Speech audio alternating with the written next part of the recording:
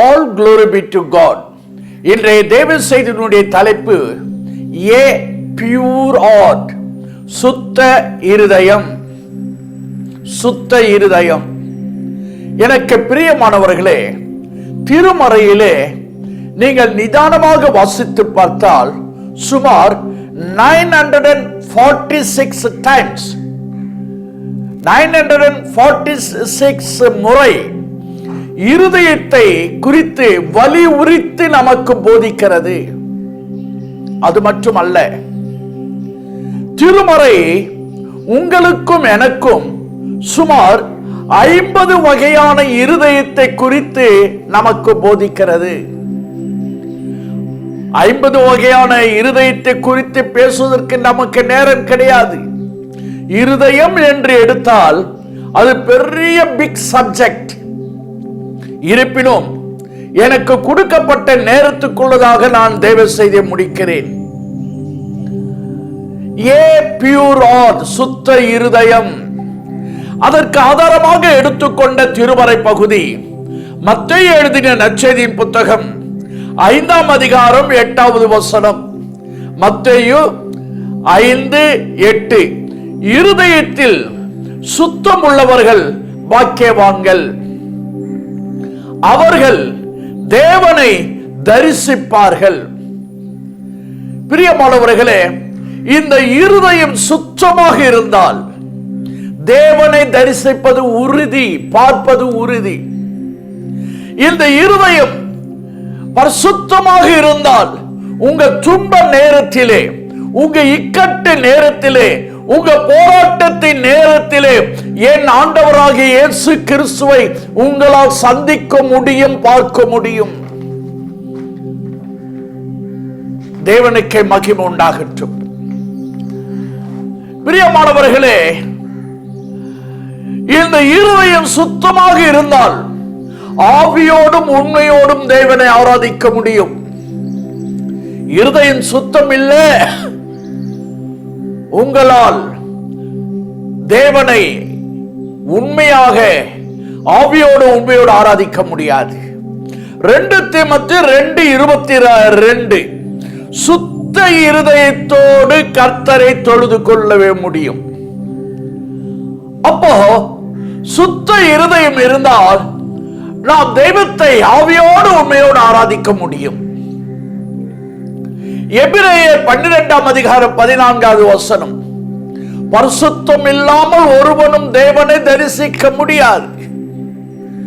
நான் என் தெய்வத்தை நேருக்கு நேர் கண்களுக்கு முன்பதாக நான் பார்க்க வேண்டுமானால் இதயம் சுத்தமாக இருக்கிறது தேவை. ஆண்டவர் சொல்லுகிறார், நான் உங்கள் கண்களுக்கு முன்பதாக தோன்ற வேண்டுமா? உங்கள் இருதயம் சுத்தமாக இருக்கட்டும். நானும் உங்களோடு கூட உலாவ வேண்டுமா? உங்கள் இருதயம் சுத்தமாக இருக்கட்டும். நானும் உங்களோடு கூட என் திட்டத்தை, சித்தத்தை பேச வேண்டுமா? உங்கள் இருதயம் சுத்தமாக இருக்கட்டும். நம்முடைய இருதயம் சுத்தமாக இருந்தால் அவரை பார்க்க முடியும், அவரோடு கூட உலாவ முடியும், அவரோடு கூட பேச முடியும். பிரியமானவர்களே, 1 பேதுரு 1 அதிகாரம் 22வது வசனத்தை வாசித்து பாருங்கள். சுத்த இருதயத்தோடு ஒருவரில் ஒருவர் ஊக்கமாய் அன்பு கூறுங்கள். இன்றைக்கு ஏன் ஒருவரில் ஒருவர் அன்பு இல்லாமல் வம்பு செய்கிறார்கள், தீங்கு செய்கிறார்கள், சண்டை போடுகிறார்கள்? இருதயத்தில் சுத்தம் இல்லை. இருதயத்தில் சுத்தம் இருந்தால் தானாக அன்பு அந்த பரிசுத்தமான இருதயத்திலிருந்து பிறக்கும். அந்த அன்பு சுத்தமான இருதயத்திலிருந்து வெளிவரும். நாம் யாரோடு சண்டை போட மாட்டோம், யாரோடு தீங்கு செய்ய மாட்டோம், நாம் நேசிப்போம். எனக்கு பிரியமானவர்களே, நீதிமொழிகள் 22ஆம் அதிகாரம் 11வது வசனம். இது மிக முக்கியமான ஒரு வார்த்தை. நீதிமொழிகள் 22:11வது வசனம். நீங்கள் ஒவ்வொருவரும் சுத்த இருதயத்தை விரும்புங்கள், நாடுங்கள், தேடுங்கள். ஏன்? ராஜா உங்களுக்கு சிநேகிதராவார். இந்த சுத்த இருதயத்தை நாம் விரும்பணும், வாஞ்சிக்கணும். அப்போ ராஜா நமக்கு சிநேகிதர், ஃப்ரெண்டா மாறுவாரா? யார் இந்த ராஜா? அவர்தான் நம்முடைய ராஜாதி ராஜாவாகிய இயேசு மகாராஜா. யார் யாருக்கு இயேசு சிநேகிதராக மாறணும், நண்பனாக மாறணும். ஆபிரகாமுக்கு தேவன் சிநேகிதனாக மாறினார். ஏன்? இருதயம் சுத்தம், இருதயம் சுத்தம். இன்றைக்கு நீங்கள் தேவன் இடத்தில் கேட்கணும், உங்கள் இருதயத்தை பரிசோதித்து பார்க்கணும். உங்கள் இருதயத்தின் நிலவரம் எப்படி இருக்கிறது பார்க்கணும். தேவ சமூகத்தில் செய்தியை கேட்கும் போது என் இருதயத்திலே பரிசுத்தத்தை தாருங்க. சுத்தம் விரும்பும் சுத்த ஜோதியே, என் இருதயத்திலே பரிசுத்தத்தை தாருங்க. ஆனால் நான் துயரத்தோடு சொல்லட்டும், இன்றைக்கு மனிதனுடைய இருதயம் எப்படிப்பட்டது? கண்களை விட, காதுகளை விட, மூக்கு வாயை விட, மனிதனுடைய அவயங்களிலே கை கால்களை விட மிகவும் மகா கேடு உள்ளது இருதயம். மற்ற அவயங்களை விட மிகவும் திருக்குள்ளது இருதயம். மகா கேடு உள்ளது இருதயம். ஆதியாகமம் 6ஆம் அதிகாரம் 5வது வசனத்தை வாசித்து பாருங்கள். நித்தமும் அவன் நினைவுகள், எண்ணங்கள் எல்லாம் பொல்லாததினால் நிறைந்திருக்கிறது. நித்தமும் டெய்லி அவனுடைய எண்ணம் எதினால் நிறைந்திருக்கிறது? பொல்லாதது, பொல்லாதது. எப்போது இருந்து இந்த பொல்லாதது மனிதனிலே காணப்படுகிறது? ஆதியாகமம் 8ஆம் அதிகாரம் 21வது வசனம். மனிதன் தன் சிறு வயது தொடங்கி பொல்லாததாக இருக்கிறது. மனிதனுடைய இருதயத்திலே பொல்லாதது நிரம்பி இருக்கிறது, நிறைந்து இருக்கிறது. எந்த காலகட்டத்தில் இருந்து? சிறு வயதில் இருந்து. சிறு வயதில் இருந்து, சின்ன குழந்தையா இருக்கிறானே அப்பத்தில் இருந்து இந்த பொல்லாதது இருதயத்திலே நிரம்பி இருக்கிறது. தேவனுக்கே மகிமை உண்டாகட்டும். எபிரேயர் 3ஆம் அதிகாரம் 12வது வசனம். அவிசுவாசம் உள்ள பொல்லாத இருதயத்தினால் ஜீவன் உள்ள தேவனை விட்டு விலகி விடுகிறார்கள். பொல்லாத இருதயம் ஒரு மனிதனுக்குள்ளே சிறு வயதில் இருந்து இருக்கிறபடினால அவனை தேவனை தேடுவதில்லை. தேவனை தவிர மற்றவர்கள் எல்லாவற்றையும் தேடுகிறான். தேவனை, கடவுளே இல்லைன்னு சொல்றான். கடவுளே இல்லை, பணத்தை தேடுறான், பதவியை, ஆஸ்தியை தேடுறான். ஆனா கடவுளை தேடுறதில்லை, கடவுளை பார்க்கத்தில்லை, ஆலயத்துக்கு வருவதில்லை, பைபிளை படிக்கிறதுக்கு காரணம் அவனுடைய இருதயம் அப்படியே பொல்லாததால் நிறந்து இருக்கிற. தேவனை விட்டு விலகி விடுகிறான். சிந்தியுங்க, ஒரு மனிதன் தேவனை விட்டு விலகினால் அல்லது தேவன் ஒரு மனிதனை விட்டு விலகினால் அங்க என்ன நடக்கிறது? எதிராளி சாத்தான். தேவனை விட்டு ஒரு மனிதன் விலகிவிட்டால் சாத்தான் உள்ளே புகுந்து விடுகிறான், பிசாசு உள்ளே புகுந்து விடுகிறான். அவன் வெறுமையாக சாத்தான் உள்ளே புகுந்து விடுவானா? அவனுடைய நண்பர்களை, அவனுடைய சுபாவத்தை மனிதனுடைய இருதயத்திலே கொண்டு வந்து விடுகிறான். இன் ஷார்ட், மனிதன் தேவனை விட்டு விலகினால் பாவம் அவனுக்குள் நுழைந்து விடுகிறது.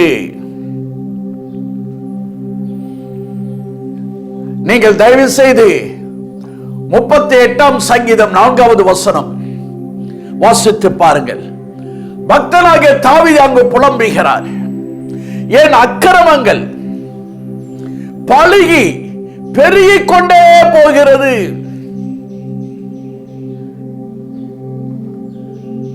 அக்கிரமம், பாவம் பெருகிக் கொண்டே போகிறது. பாவம் பெருகி பெருகி பெருகி பெரிய சுமையை தருகிறது, பாரத்தை தருகிறது. என்னால் தாங்க முடியாத பாரமாக இருக்கிறது. அப்படியே பாவம் பெருகிட்டே இருக்குது. அது அவனுக்கு பாரமாக இருக்கிறது. அந்த பாவ பாரத்தினால் தான் மனிதர் ரயில்வே ட்ராக்ல போயிட்டு விழுந்துடுறான். அந்த பாவ பாரத்தினால் தான் மனித கடல்ல போயிட்டு விழுந்து செத்துறான். அந்த பாவ பாரத்தினால் தான் மனித தூக்க கயிறில் தொங்குறான். அந்த மனிதனுடைய பாவ பாரத்தினால் தான் அவன் விஷம் அறிந்து செத்து விடுகிறான், தன்னைத்தானே மாய்த்துக் கொள்கிறான். அந்த பாவ பாரம் பெருகி பெருகி பெரிய சுமையை தருகிறது. மனிதனால் தாங்க முடியல, மனிதனால் தாங்க முடியல. சிக்கி மாட்டிக்கொண்டிருக்கிறான். நான் ஆழம் தெரியாம காலை விட்டுட்டு சொல்றான். ஐயோ, எப்படிதான் இதிலிருந்து வெளியே வருவது என்று திகைக்கிறான், முழிக்கிறான். பிரியமானவர்களே, ஆவியானவர் உன்னோடு கூட பேசுகிறார். உன்னை அழுத்துகிற, உன்னை பாரப்படுத்துகிற அந்த பாவத்தை, நெருங்கி நிற்கிற பாவத்தை தள்ளிவிட. இன்றைக்கு அந்த பாவ பாரத்திலிருந்து வெளியே வா. இல்லை என்றால் அந்த பாவ பாரம் உன்னை தள்ளிவிடும். தேவனுக்கே மகிமை உண்டாகட்டும். சங்கீதம் 73:22 வசனத்தில் அங்கு ஒரு அறிக்கை செய்வதை நான் பார்க்கிறேன். உமக்கு முன்பாக மிருகம் போல் இருந்தேன். மனிதனுக்குள் பாவம் வருகிறது, அது பெருகுகிறது, பெருகி பெருகி பாரத்தை தருகிறது. அப்பொழுது மனிதன் மனிதனாக இருப்பதில்லை, மிருகமாக மாறிவிடுகிறான். மிருகத்துக்கு யோசித்து எதுவும் பேசாது, மிருகம் எதுவும் யோசிக்காது. மிருகத்தை போல வாழ்வதற்கு காரணம் என்ன? அந்த பாரம், பாவம் பெருகி பெருகி பாரத்தை தருகிறது. அந்த மனித சுபாவத்தை அழித்துவிட்டு மிருக சுபாவத்தை தருகிறது. பணம் இருந்து என்ன பிரயோஜனம்? பதவி இருந்து என்ன பிரயோஜனம்? உடல் அழகு இருந்து என்ன பிரயோஜனம்? பகட்டு இருந்து என்ன பிரயோஜனம்? இருதயம் மிருகம் போன்று இருந்தால் என்ன பிரயோஜனம்? அப்போ இருதயம் தான் மிக மிக முக்கியமானது. இந்த இருதயத்தை செட்ரைட் பண்ணணும். நீங்க இருதயத்தை செட்ரைட் பண்ணல, சரிப்படுத்தல, சால்வ் பண்ணல, நீங்கள் மிருகமாக தான் இருப்பீர்கள். சில பேர் சொல்லுவாங்க, என் வீட்டுக்காரர் மிருகம் மாதிரி என்ன அடிச்சான், அவன்லாம் மனுஷனாயா? ஏன்? அவனுக்குள் பாவம் பெருகி இருக்கிறது. அந்த பெருகின பாவம் அவனுக்கு பாரத்தை தருகிறது, மிருக சுபாவத்தை கொடுக்கிறது. நீங்க சொல்லணும், 2 கரங்களை வைத்து சொல்லணும், ஆண்டவரே, எனக்குள் இருக்கிற அந்த பாவத்திலிருந்து வெளியே என்னை கொண்டு வாருங்கள். பாவ பாரம் என்னை அழித்துக் கொண்டிருக்கிறது, தாங்க முடியல, சொல்ல முடியல, தவித்துக் கொண்டிருக்கிறேன். பிரியமானவர்களே, மத்தேயு எழுதின நற்செய்தியின் புத்தகம் 12:35 வசனம். இருதயம் விலை உயர்ந்த பொக்கிஷத்தினுடைய ஒரு அறை. சில்வர், கோல்டு, டைமண்ட், வைடூரியம் எல்லாம் சேர்த்து வைக்கிற ஒரு ஸ்டோர் ரூம், ஒரு பொக்கிஷ அறை, பொக்கிஷ சாலை. அந்த பொக்கிஷ சாலையிலே தெய்வீக சுபாவம் இருந்தால் உன் வாழ்க்கை தெய்வீகமாக இருக்கும். இந்த பொக்கிஷ சாலையிலே சுத்தம் அதிகமாக இருந்தால் உன் பேச்சு, உன் பார்வை, உன் நடக்கை எல்லாம் சுத்தமாக இருக்கும். மத்தேயு எழுதின நற்செய்தியின் புத்தகம் 12:34 வசனம். அந்த மனிதனுடைய பேச்சு, அந்த மனிதனுடைய செயல், அவனுடைய நடவடிக்கை எல்லாம் தெய்வீகமாக சுத்தமாக இருக்க வேண்டுமானால் அவனுடைய இருதயத்தில் நிறைவுதான், சுத்தம்தான் அவனை அப்படியாக மாற்றும். இருதயத்தை நிறைவினால் வாய் பேசுகிறது. அப்போ உங்க இருதயத்தினுடைய பொக்கிஷ அறையில எது நிரம்பி இருக்கிறது? தெய்வீகம் நிரம்பி இருக்கிறதா? பரிசுத்தம் நிரம்பி இருக்கிறதா? பரலோகத்தின் சிந்தனைகள் நிரம்பி இருக்கிறதா? வேத வார்த்தை, வேத வசனங்கள் நிரம்பி இருக்கிறதா? உன் இருதயத்தினுடைய பொக்கிஷ சாலையிலே எதை ஸ்டோர் பண்ணி வைத்து இருக்கிறாய்? உலக அசுத்தங்களையா, அசுத்தமான எண்ணங்களையா? சிந்தித்து பாருங்கள். இருதயத்தின் நிறைவு வாய் பேசுகிறது. அவனுடைய செயல்பாடுகள் எல்லாம் இருதயத்தின் நிறைவு எப்படி இருக்கிறதோ அப்படிதான் இருக்கும். நான் தாழ்மையாக சொல்றேன், எனக்கு பிரியமானவர்களே, இன்று நீங்களும் ஒவ்வொருவரும் உங்கள் இருதயத்தின் நிலவரத்தை சற்று ஆராய்ந்து பாருங்கள். கர்த்தருடைய வருகை சமீபமாக இருக்கிறது. உங்க இருதயத்தின் நிலவரத்தை நீங்கள் பரிசோதித்து பாருங்கள். தேவனுக்கு வேண்டிய இருதயமாக இருக்கிறதா? தேவன் விரும்பும் இருதயமாக இருக்கிறதா? தேவன் விரும்புகிற இது இருதயம் தூய்மையான இருதயம், மாசில்லாத இருதயத்தை தான் அவர் விரும்புகிறார். ரெண்டு கரங்களை உயர்த்தி, தேவரீர், நீங்க விரும்புகிற அந்த தூய்மையான இருதயம், மாசில்லாத இருதயத்தை எனக்கு தாரும். இந்த இருதயத்தை செட்டில் பண்ண வேண்டிய பகுதி, பிரியமானவர்களே, முதலிலே சால்வ் பண்ண வேண்டிய பகுதி இந்த இருதயம் என்கிற அவயம் தான். இருதயம் சரியாகிவிட்டால் அவனுடைய குடும்பம் நன்றாக இருக்கிறது. இந்த இருதயம் சரியாகிவிட்டால் அவன் தொழில், வியாபாரம் எல்லாம் சரியாகிடும். இப்போ இருதயத்துக்குள் இருக்கிற குப்பைகளை நீங்கள் அகற்றணும். இந்த இருதயத்துக்குள் மறைந்திருக்கிற அசுத்தங்களை நீங்க வெளியே கொண்டு வரணும். இன்று மனிதனுடைய இருதயத்துக்குள் என்னென்ன இருக்கிறது தெரியுமா? நீங்க உங்க இருதயத்தை ஆராய்ந்து பாருங்க. இன்னைக்கு மார்க் எழுதின நற்செய்தியின் புத்தகம் 7ஆம் அதிகாரம் 20, 21, 22, 23. மார்க் 7, 20 23 வசனங்களை வாசித்து பாருங்கள். பொல்லாத சிந்தனை இருதயத்தில் இருக்கு. இருதயத்தில் விபச்சாரங்கள் இருக்கு. இருதயத்தில் வேசித்தனம் இருக்கு. இருதயத்தில் கொலை பாதகம் இருக்கு. இருதயத்தில் களவு இருக்கு. இருதயத்தில் பொருளாசை இருக்கிறது. இருதயத்தில் துஷ்டதனம் இருக்கிறது. இருதயத்தில் கபடு இருக்கிறது. இருதயத்தில் காம விகாரம் இருக்கிறது. இருதயத்தில் வன்கண் இருக்கிறது. இருதயத்தில் தூஷணம் இருக்கிறது. இருதயத்தில் பெருமை இருக்கிறது. இருதயத்தில் மதிகேடு இருக்கிறது. இப்படிப்பட்ட பொல்லாங்க நோய்களாகி இவைகள் ஒரு மனிதனுடைய இருதயத்தில் இருந்து புறப்பட்டு அதே மனிதனை சாப்டர் க்ளோஸ் பண்ணி விடுகிறது. ஒரு மனிதனுடைய இருதயத்திலிருந்து புறப்படுகிற இவ்வளவு குப்பைகளும் அந்த மனிதனையே தீட்டுப்படுத்தி விடுகிறது.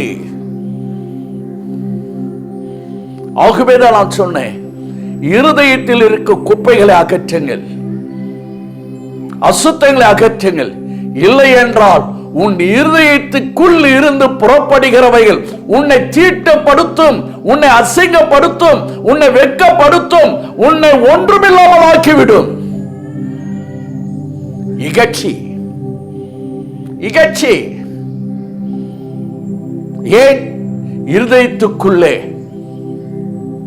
இவ்வளவு அசுத்தங்கள் இருக்கிறது. இருதயத்துக்குள் இருக்க அசுத்தங்களை வெளியே கொண்டு வாருங்கள். இதுதான் சரியான தருணம். யோபேல் தீர்க்கதரிசி தான் தீர்க்கதரிசன புத்தகத்தில் 2ஆம் அதிகாரத்தில் 12, 13வது வசனத்தில் எழுதியிருப்பார். அழகா எழுதுறாருங்க, வஸ்திரத்தை கிழிக்க வேண்டாம், உங்கள் இருதயத்தை கிழியுங்கள். அநேகர் சரீரத்தை கிழித்துக் கொள்கிறார்கள், அநேகர் வஸ்திரங்களை மாற்றிக் கொள்கிறார்கள், வெளி புறம்பான அலங்காரத்தெல்லாம் நீக்கி விடுகிறார்கள். இருதயத்தை கிழித்துக் கொள்ளுங்கள், இருதயத்தை மாற்றிக் கொள்ளுங்கள், இருதயத்தை செட்ரைட் பண்ணுங்க. ஞானி அழகா ஒரு வார்த்தை சொல்றார். நீதிமொழிகள் 4ஆம் அதிகாரம் 23வது வசனம், உன் இருதயத்தை எல்லா காவலோடும், வேறு வார்த்தையில் சொல்லட்டுமா, 5 அடுக்கு பாதுகாப்போடு காத்துக்கொள். பிஎம் வரார், 5 அடுக்கு பாதுகாப்பு. ஏன்? அவர் மிக முக்கியமானவர். ஞானி இங்க சொல்றாரு, உன் இருதயத்தை எல்லா காவலோடும் நீ காத்துக்கொள். அந்த இருதயத்தில் இருந்துதான் ஜீவ ஊற்று புறப்படுகிறது. இன்றைக்கு இருதயத்தை மனிதன் பாதுகாப்பதில்லை, பரிசோதிப்பதில்லை, எப்படி இருக்கு சிந்திப்பதில்லை, மற்றவைகள் எல்லாவற்றையும் சிந்திக்கிறான். உன் இருதயத்தை நீ ஆராய்ந்து பார், பரிசோதித்து பார், உன் இருதயத்தில் என்ன இருக்குன்னு பார். பார்த்துட்டு அந்த இருதயத்தை நீ சால்வ் பண்ணு, பாதுகாப்பு கொடு. பாதுகாப்பு, ஏன்னா அங்கிருந்தா ஜீவ ஊற்று புறப்படுகிறது. எனக்கு பிரியமானவர்களே, நான் தாழ்மையோடு ஒரு வார்த்தை சொல்லட்டும். இன்றைக்கு மனிதன் உலகத்தின் பலவிதமான ஈர்ப்புகளிலே சிக்கு கொண்டு தவிக்கிறான். இந்த உலகம், மாயான உலகம் மனிதனை கவருகிறது. மாட்டிட்டான், முழிக்கிறான், வெளியே வர முடியல. நீதிமொழிகள் 18ஆம் அதிகாரம் 12வது, நீங்கள் உலகத்தோடு இணைந்து விட்டால் இருமாப்பு வரும், மேட்டிமை வரும். அது மட்டுமல்ல, வேறு விதமான பல தவறான இருதயம் வந்துவிடும். உலகத்தோடு மட்டும் சிக்கிக் கொள்ளாதீங்க. இறுதியில் உங்கள் ஆவிக்குரிய ஜீவியத்திலே நீங்கள் வளரவே முடியாது. நீங்க உலகத்தோடு இணைந்து பிணைந்து சிக்கிக் கொண்டால் நீங்கள் அழிந்து விடுவீர்கள். எப்படி பாஸ்டர் சொல்றீங்க? திருமறையிலிருந்து சில நபர்களின் இருதயத்தை குறித்து சொல்லட்டுமா? இப்ப நான் சொல்ல போற மனிதனுடைய இருதயம் போன்று உங்கள் இருதயம், என் இருதயம் இருக்கக்கூடாது. யாத்திராகம் 7ஆம் அதிகாரம் 13வது வசனம் வாசித்து பாருங்கள். 9ஆம் அதிகாரம் 34வது வசனம், 10ஆம் அதிகாரம் 2ஆம் வசனம், 8ஆம் அதிகாரம் 15. பார்வோனுடைய இருதயம் கடினப்பட்ட இருதயம். ஏன்? தேவ ஜனங்களை கர்த்தரை ஆராதிக்க விடாமல் தடுத்தவன், கர்த்தருடைய வார்த்தைக்கு கீழ்ப்படியாதவன். இவனும் ஆராதிக்கல, மற்றவர்களை ஆராதிக்க அனுமதிக்கல, தடுக்கிறான். நீங்க ஆராதனைக்கு போக நீ தடையாக இருக்கிறாயா? இந்த சுபாவம் உங்களிலே இருக்கிறதா? நீதான் அந்த பார்வோன். உன் இருதயம் கடினப்பட்டதுனால அந்த ஆலயத்துக்கு போகாத, ஆராதனைக்கு போகாத, என் கூட வா என்று சொல்லுகிறாயா? நீதான் பார்வோன். 1 சாமுவேல் 4ஆம் அதிகாரம் 13வது வசனம், ஏலியின் இருதயம் தத்தளிக்கிற இருதயம், ட்ரம்பிளிங் ஹார்ட். 3ஆம் அதிகாரம் 13வது வசனம், தன் குமாரனை அடக்கவில்லை. ஏலி என்பவன் ஒரு பெரிய ஆசாரியன், அவனுடைய பையன் தப்பு செய்யறான், அது தெரிந்து கண்டு காணாம அடக்கல. பொல்லாத செயல்கள் நிறைந்த தன் பிள்ளைகளே அடக்கல. அவன் பிள்ளைகளால் தான் இஸ்ரவேலர்கள் இடறி போனார்கள். இருப்பினும் ஏலி தன் பிள்ளைகளை கண்ட்ரோல்ல கொண்டு வரல, ஆவிக்குரிய ரீதியில வளர்க்கல. எனவே அவனுடைய இருதயம் ட்ரம்பிளிங் ஆட்டாக போய்விட்டது. பிரியமானவர்களே, உங்களுடைய பிள்ளைகளை நீ எப்படி வளர்க்கிற? நீ ஆலயத்துக்கு வந்தால் மட்டும் போதாது, உன் பிள்ளைகள் வருகிறார்களா? உன் பிள்ளைகளுடைய தவறுகள் தெரிந்து கண்டிக்கிறீர்களா? கண்ட்ரோல்ல கொண்டு வாங்க உங்க பிள்ளைகளே. மூன்றாவதாக 1 சாமுவேல் 25 அதிகாரம் 37 வசனத்தில் நாபாலுடைய இருதயத்தை பார்க்கிறோம். தனக்குள்ளே செத்து போன இருதயம் கல்லை போனானான். கர்த்தர் நாபாலை வாதித்தார். 10 நாளைக்கு பின்பு அவன் சாப்டர் க்ளோஸ். அன்பானவர்களே, இவன் யாரை பார்த்தாலும் அந்த தாவீதை பார்த்து, தாவீது என்பவன் யார்? ஈசாயின் குமாரன் யார்? நீ அடிக்கடி மற்றவர்களை பார்த்து உன் மனைவியை பார்த்து கேட்கிறியா? அதுதான் நாபாலுடைய இருதயம். கர்த்தர் உன்னை அடிப்பார், கர்த்தர் உன்னை வாதிக்க வைப்பார். இஸ்ரவேலுடைய இருதயம் வழி விலகி போன இருதயம், எடுத்த தீர்மானத்திலே உறுதியாக இல்லை. பிசிக்கல் பாடி வனாந்தரத்தில் இருக்கு, இருதயமோ அவர்கள் எகிப்து போய்விட்டார்கள் என்று அப்போஸ்தலர் 7 அதிகாரம் 39 வசனத்தில் நான் வாசிக்கிறேன். யோசித்து பாருங்க பிரியமானவர்களே. நான் தாழ்மையாக ஒரு வார்த்தை சொல்றேன். இப்படிப்பட்ட சுபாவம் உள்ள இருதயம் உங்களை விட்டு அகன்று போக வேண்டும், உங்களை சுத்திகரித்துக் கொள்ள வேண்டும். இப்போ இந்த எழுத்துக்குரிய ஒரு இருதயத்துல பிளட் சரியா சர்க்குலேஷன் ஆகல, எழுத்துக்குரிய இந்த இருதய பிளாக் அதிகமாக இருக்கு, பிளாக் ஆயிட்டு இருக்கு. நீங்க என்ன பண்றீங்க? டாக்டர்கிட்ட போறீங்க. டாக்டர் என்ன பண்றாரு? பலவிதமான டெஸ்ட்களை எடுத்து சொல்றாரு. ஆன்ஜியோ செய்யணும், இல்ல பைபாஸ் பண்ணணும், இல்ல டிரான்ஸ்பிளான்ட் பண்ணணும். நம்மால முடியாது. நீதிமொழிகள் 20:9 எந்த மனிதனும் தன்னைத்தானே சுத்தமாக்கிக் கொள்ள முடியாது, தானே சுத்தமாக்கிக் கொண்டவன் யார்?